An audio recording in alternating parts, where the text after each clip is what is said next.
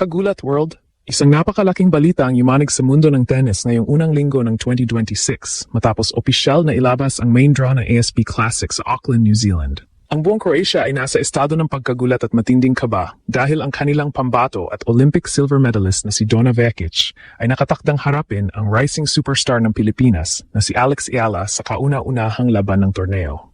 Ang pagtatapat na ito ay hindi lamang isang simpleng laro.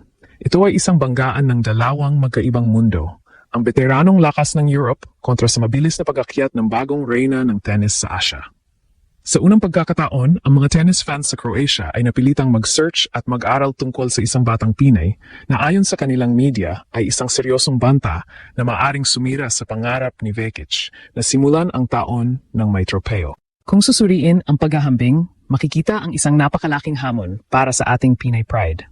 Si Donna Vekic, na may career high ranking na number 18 at kasalukuyang nasa number 69 sa simula ng taon,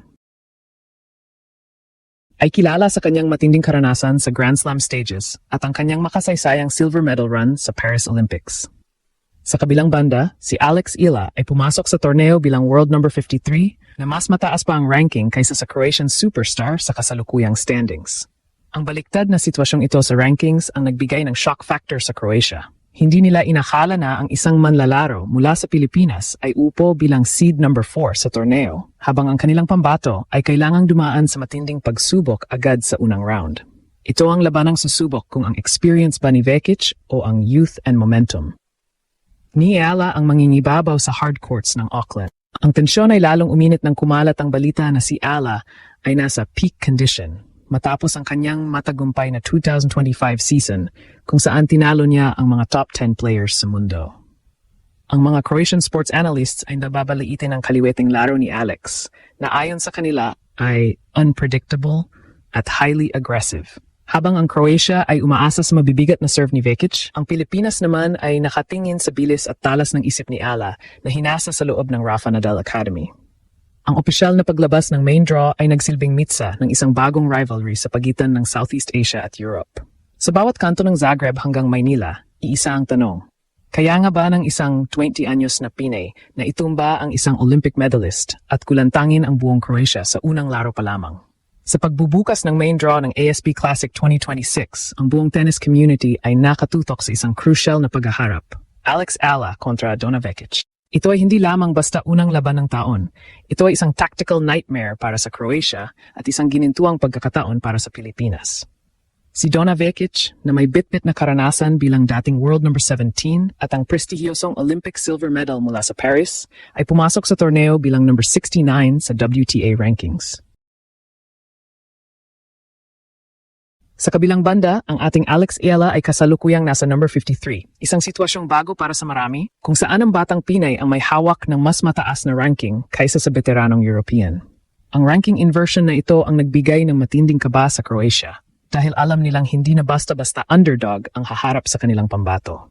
Sa aspeto ng laro, si Donna Vekic ay kilala sa kanyang power baseline game. Ang kanyang serve ay isa sa mga pinakamabibilis sa tour at ang kanyang forehand ay madalas na nagpapatakbo sa kanyang mga kalaban mula kanto hanggang kanto. Sa taas na halos 6'0", ginagamit ni Vekic ang kanyang vertical reach para kontrolin ang bola sa mataas na antas. Ngunit dito papasok ang tactical advantage ni Alex Eala. Bilang isang left-handed player, si Alex ay may likas na kakayahan na baguhin ang anggulo ng bola na madalas makalito sa mga right-handed players tulad ni Donna. Ang lefty serve ni Alex ay sadyang idinisenyo upang ilayo ang bola sa backhand ni Vekic na siyang magiging susi upang sirain ang superstar. Sa ilalim ng gabay ng kanyang coach na si John Bosch mula sa Rafa Nadal Academy, binuo ni Alex ang isang sistema na nakabase sa bilis at precision counterpunching. Ang physical condition ni Alex ngayong simula ng 2026 ay nasa all-time high. Matapos ang isang intensive preseason training sa Spain at ang kanyang kampanya sa Macau Masters, kitang-kita ang dagdag na muscle mass at liksi sa paa ni Alex. Ayon sa mga sports analysts, ang laro ni Eala ay naging more aggressive and decisive kumpara noong nakaraang. Habang si Vekic ay sanay sa mga mahabang palitan, ang plano ni Eala ay paikliin ang mga points gamit ang kanyang matatalas na drop shots at net play. Isang aspeto ng laro na bihirang asahan mula sa isang baseliner. Ang Croatia, na umaasa sa veteran poise ni Donna ay kailangang mag-adjust ng mabilis dahil si Alex ay hindi na ang batang manlalaro na basta na lamang madidiktahan sa loob ng court. Higit sa lahat, ang labanang ito ay tungkol sa momentum. Para kay Vekic, ito ang pagkakataon na patunayan na siya ay kabilang pa rin sa elite circle matapos ang ilang injuries noong 2025. Para naman kay Alex Ala, ito ang kanyang coming out party bilang isang lehitimong main draw contender sa WTA 250 level.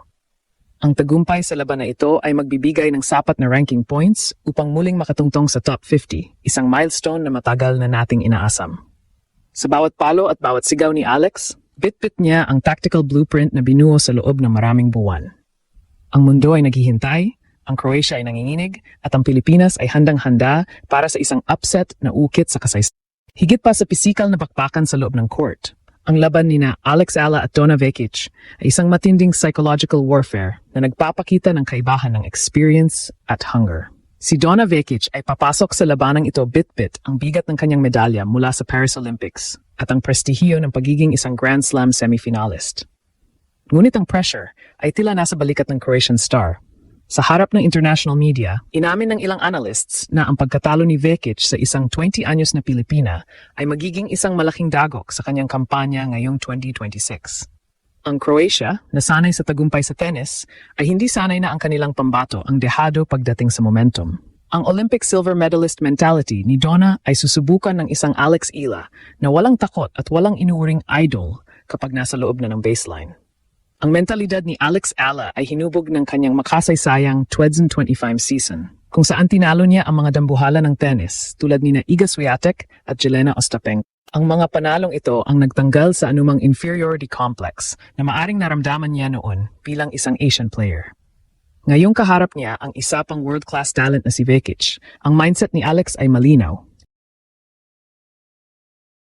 Hindi siya narito para lamang makipagpalitan ng bola, kundi para kunin ang control. Ayon sa mga malapit sa kampo ni Ila, ang kanyang mental toughness ay nasa peak level na, lalo na't alam niyang siya ang may hawak ng mas mataas na ranking. 53 kontra sa number 69 ni Donna sa pagsisimula ng linggong ito. Ang psychological advantage na ito ay crucial. Alam ni Alex na kaya niyang manalo, at alam ni Donna na ang batang nasa harap niya ay handang sumagpang sa bawat pagkakamali. Sa kabilang panig, si Donna Vekic ay dumaan sa isang roller coaster na 2025 season na puno ng matitinding injuries at recovery. Pagamat nakamit niya ang career high na number 17 nung simula ng nakaraang taon, ang kanyang pagbulusok sa number 69 ay nagdulot ng mga katanungan tungkol sa kanyang consistency. Ang laban kontra kay Ala sa ASP Classic ay nagsisilbing redemption match para sa kanya. Ngunit ang kaba sa Croatia ay nanggagaling sa katotohanang si Alex Ala ay kilala sa pagiging giant slayer.